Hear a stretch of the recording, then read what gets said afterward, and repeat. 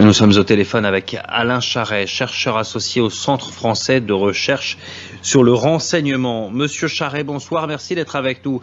L'auteur de cet attentat n'était pas fiché, il n'était connu que pour les faits de violence. Est-ce que vous pensez qu'il y a eu une défaillance des services de renseignement ou est-ce que cet acte n'était tout simplement pas prévisible ? Oui, bonsoir.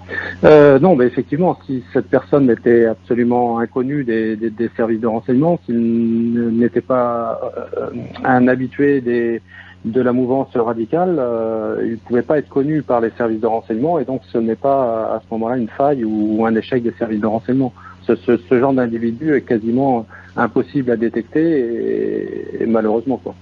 Les conclusions de la commission d'enquête parlementaire sur les attentats du mois de novembre, vous prenez la mise en place d'une instance centralisée pour lutter contre le terrorisme en France. C'est toujours pas le cas aujourd'hui ? Donc c'est compliqué, il y a plusieurs services de renseignement et de sécurité en France. Chacun a plutôt tendance à travailler de son côté et garde jalousement les renseignements. Et disons qu'on a beaucoup de mal à partager le renseignement au sein des différents services pour des raisons de sécurité et également de protection des sources. Et pour un civil, si j'ose dire, ça paraît quand même surprenant. Qu'on n'arrive pas à coopérer avec des services de renseignements étrangers, c'est une chose. Qu'en France, on n'arrive pas à coopérer entre différents services pour lutter contre une menace qui est commune, ça paraît très surprenant.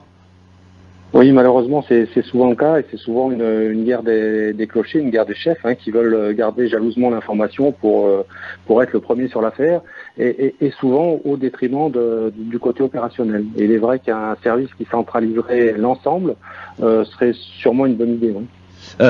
Quels sont les moyens dont disposent les autorités aujourd'hui pour surveiller des suspects, contrôler des djihadistes ? Je pense à Internet, par exemple. On sait que des réseaux se forment sur Internet. Est-ce qu'on peut véritablement surveiller ce qui s'y passe ?